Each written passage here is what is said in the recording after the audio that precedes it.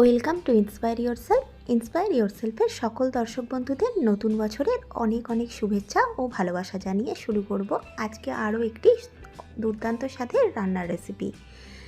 আলুর পরোটা আমরা যেভাবে তৈরি করে থাকি আজকে সেই রেসিপিটাই আপনাদের সাথে শেয়ার করে নেব। দুর্দান্ত স্বাদ হয় খেতে, তার সাথে সাথে পেটও ভরায়।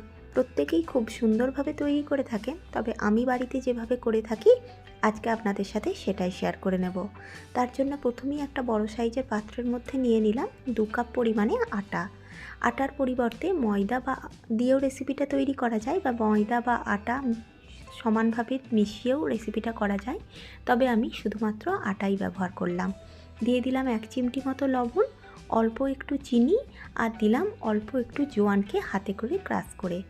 এবার হাতে একটু ঘি নিয়ে ভালো করে একটু ময়ামে দিয়ে নেব। ময়াম দেওয়ার প্রয়োজন খুব বেশি পড়ে না, তবে একটু ঘি দিয়ে মাখলে পরোটাটা খেতে বেশি ভালো হয়। আর চিনিটা যোগ করেছি পরোটার স্বাদটা ভালো করার জন্য। চাইলে চিনি বা ঘি দুটো বাদও দিয়েও রেসিপিটা করা যায়। এবার অল্প অল্প জল দিয়ে একটা অপেক্ষাকৃত টাইট ডো আমি তৈরি করে নেব। অল্প অল্প জল মিশিয়ে ডোটা তৈরি করব। একবারই অনেকটা জল দিলে মাখতে অসুবিধে হতে পারে, তাই অল্প অল্প জল দিয়ে ডোটা তৈরি করে নেব। কথা বলতে বলতে ডোটা আমার তৈরি করা হয়ে গেছে। এবার ডোটাকে এক সাইডে একটু রেখে দেব। দেখেন, বুঝতেই পাচ্ছেন ডোটা বেশ শক্ত করেই আমি মেখেছি। আবার একটুক্ষণ ঢাকা চাপা দিয়ে রাখার ফলে ডোটা একটু সেটও হয়ে যাবে, আবার একটু নরমও হয়ে যাবে। এবার নিয়েছি মিডিয়াম সাইজের সেদ্ধ করা 5টা আলু। আলুটাকে আমি খোসা সমেত প্রেসার কুকারে হুইসেল দিয়ে সেদ্ধ করে নিয়েছি, তাই খোসাগুলো প্রথমে ছাড়িয়ে দিলাম। খোসাগুলো ছাড়িয়ে নিয়ে আলুগুলো নিয়ে ফিরে এলাম। এবার নিয়েছি একটা একদম মিহি সাইজের গ্রেটার। সেই গ্রেটারে করে আলুটাকে একটু গ্রেট করে নেব। গ্রেটারে করে গ্রেট না করলেও চলবে, তাতে করে এমনভাবে আলুটা মাখতে হবে যেন আলুর মধ্যে কোনো মোটা দানা আলু না থেকে থাকে। আমি প্রথমে আলুটাকে একটু গ্রেট করে নিয়েছি, তাতে করে আলু আর বড় দানা আলু এর মধ্যে থাকবে না। এবার আলুটাকেও এক সাইডে রেখে দিয়ে আলুর পুরটা তৈরি করে নেব। অনেকে কাঁচা আলুর মধ্যেও মশলাপাতি মিশিয়ে রেসিপিটা তৈরি করে থাকেন, তবে আমি সাধারণত পুরটা একটু কড়াতে নেড়ে তৈরি করে নিই। তার জন্য কড়াতে 2 চামচ মতো সর্ষের তেল দিয়েছি, আর তেলটা ভালো করে গরম হলে তাতে একটু আদা জিরে বাটা যোগ করে দিলাম। আদা জিরে বাটা থেকে মিষ্টি গন্ধ বেরোতে শুরু করেছে, সেই সময় বেশ খানিকটা লবণ দিয়ে দিলাম। আসলে আদাটা খুব বেশি ছেটকাচ্ছিল, তাই স্বাদ অনুযায়ী লবণটা একসঙ্গেই যোগ করে দিলাম। এবার দিলাম অল্প একটু ধনের গুঁড়ো আর অল্প একটু হলুদের গুঁড়ো। হলুদ গুঁড়ো দেওয়ার কারণে পুরটার রঙটা বেশ হলদেটে ভাব আসে, তাতে করে দেখতে ভালো লাগে। এবার আলুটা দিয়ে ভালো করে সমস্ত উপকরণগুলোর সাথে মিশিয়ে নিতে হবে। মেশাতে একটু অসুবিধে হতে পারে, তবে নাড়ালেই দেখা যাবে যে এটা মেশানো সম্পূর্ণরূপে হয়ে গেছে। আলুটাকে একটু মিশিয়ে নিয়ে আরও বেশ কিছু মশলা যোগ করে দিলাম ছোটো চামচের হাফ চামচ গরম মশলার গুঁড়ো, হাফ চামচ ভাজা মশলার গুঁড়ো, 2টো মিহি করে কুচিয়ে নেওয়া কাঁচা লঙ্কা, আর 1 মুঠো পরিমাণ ধনেপাতার গুঁড়ো। এবার ধনেপাতার কুচির সাথে দিলাম অল্প একটু কসুরি মেথি। কসুরি মেথিটাকে হাতে করে ঘষে আমি যোগ করেছি। কসুরি মেথি দেওয়ার কারণে আলুর পুরটাতে একটা অসম্ভব সুন্দর গন্ধ আসে।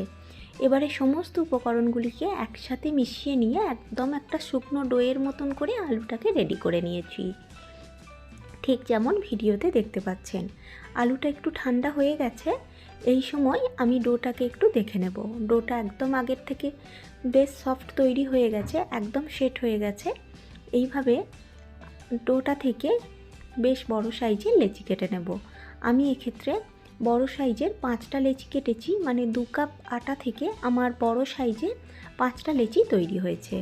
লেচিগুলোকে হাতের সাহায্যে একটু পাকিয়ে নিচ্ছি। সমস্ত লেচিগুলো তৈরি করে নেওয়ার পর এবার বেলে নেওয়ার পালা।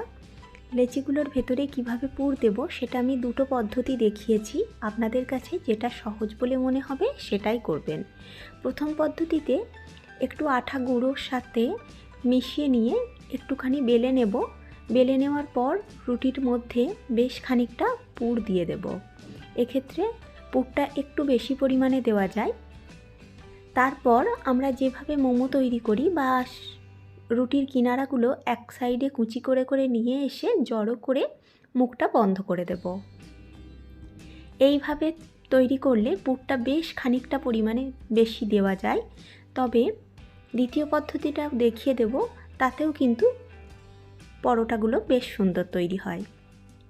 এবার হাতে করে একটু চেপে চেপে পুরটাকে প্রথমে চাড়িয়ে দেব পরোটার সব দিকে, তারপর আরও একটু গুঁড়ো আটা ওপর থেকে ছড়িয়ে দিয়ে পরোটাটা বেলে নেব। তবে প্রথম পদ্ধতিতে পরোটা বেলার ক্ষেত্রে পরোটার ভেতরে যেহেতু পুরের পরিমাণটা বেশি থাকে, তাই অনেক সময় পুরটা একটু বাইরের দিকে বেরিয়ে আসতে পারে।